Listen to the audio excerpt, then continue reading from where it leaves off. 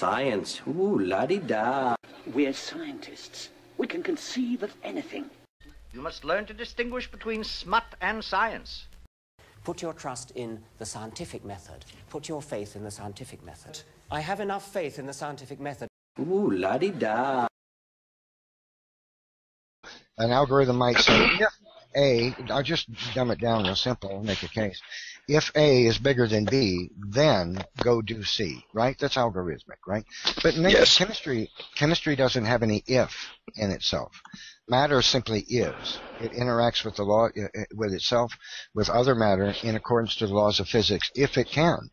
There is no if I'm able to. There's no if I am, then go do. There's nothing like that in chemistry. Molecules simply are.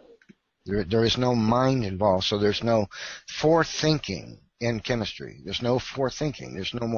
There's no, if I can do this here, then read X base pairs of DNA, go down here and find this one, and start from there and read exactly this number of base pairs and stop.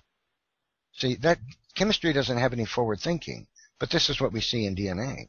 It's all throughout the genetic molecule. That requires a mind.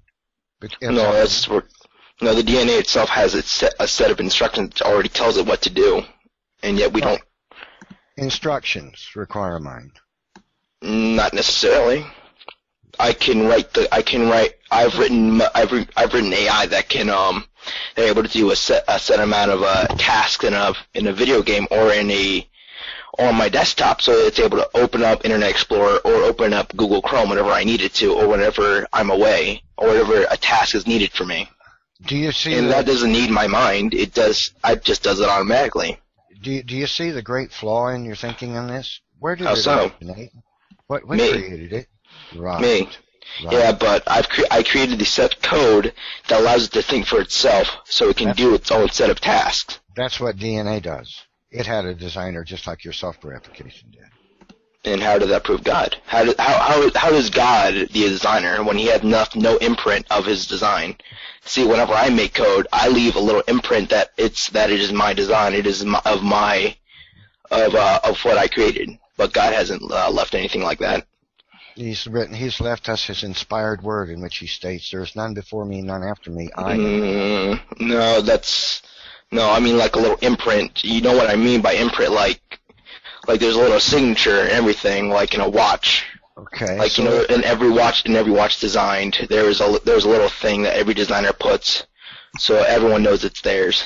So if you take the imprint, if you take the labels off the automobile, if somebody showed you a model of an automobile built in Slovakia in 1970, you don't know who this car maker is. You never heard of this brand before. They went out of business in 72.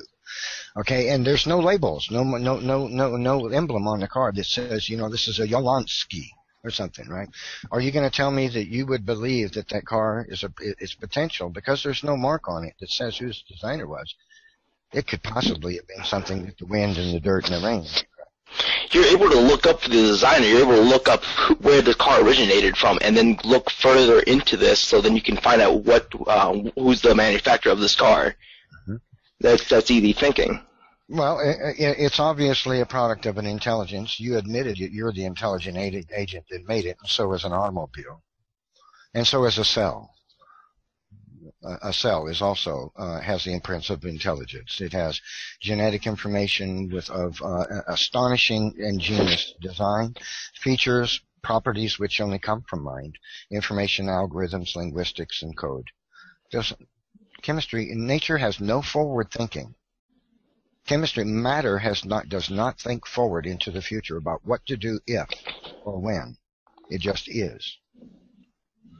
But every living thing on this planet operates by information which is digitally encoded, overlapping and nested, read forward and backward to produce separate but critical information, and possessing human language properties of phonetic, semantics, syntax, punctuation, and grammar, complex specified information. It's specific. It's not random garble. It's specific. It's specified. It conforms to linguistics laws, and it's overlapping and nested. You're welcome to believe that nature can do that, but now you need scientific evidence that chemistry can do these things. And there is. I mean, it's just that the fact you just don't want to look for it or believe it because you're so enclosed in that little box of yours that you just don't want to see it. So what is that evidence that nature can produce those things?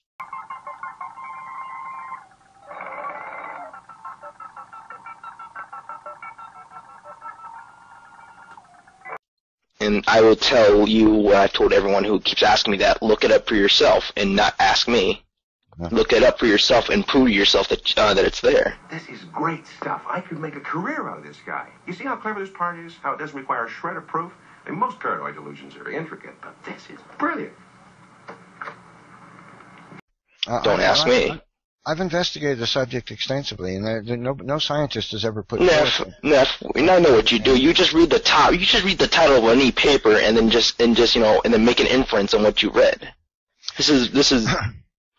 No scientist has ever put forth any evidence in any paper in any journal that nature is capable of producing information linguistics or algorithms. Have you actually looked into that at all, instead of taking your own word for it? Yeah, I've done searches, read the abstracts of many papers in science, and nobody ever likens anything that they find to no chemist. I'll give you a testimony of one scientist. His name is excuse me. Let's see if I can remember his name. Frank Turin. I'm getting his name wrong. Maybe I'll remember it. He's one of the 10 most cited scientists in the world. He's a chemist, and he became a creationist because of the evidence in creation. He is one of the 10 most cited scientists in the world. That means of all the scientists whose work are cited by other scientists in their papers, he's one of the 10 most cited scientists on the planet. Okay, he says, I don't understand this evolution theory. I understand chemistry. I build molecules for a living. I know how difficult it is to build a molecule.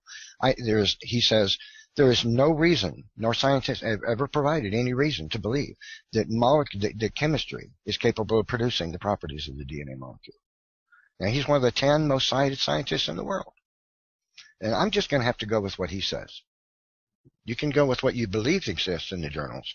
I'm going to go with what's really there, and that is the description of it, but no offer of an explanation as to how it could have come into being.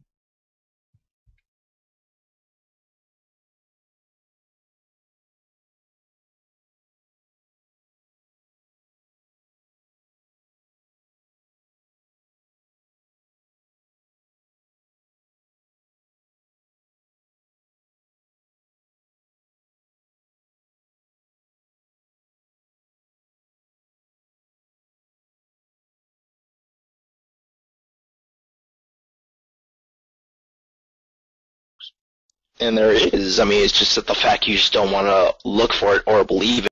So what is that evidence that nature can produce those things? Look it up for yourself and not ask me. Look it up for yourself and prove to yourself that it's there. Put your faith in the scientific method. And there is. I mean, it's just that the fact you just don't want to look for it or believe it. So what is that evidence that nature can produce those things? Look it up for yourself and not ask me. Look it up for yourself and prove to yourself that it's there. It doesn't happen like that. There's got to be a series of advantages all the way in the feather. If you can't think of one, then that's your problem, not natural selection's problem. Natural selection, well, I suppose that is a sort of matter of faith on my part, since the theory is so coherent and so powerful. And there is. I mean, it's just that the fact you just don't want to look for it or believe it. So what is that evidence that nature can produce those things? Look it up for yourself and not ask me. Look it up for yourself and prove to yourself that it's there.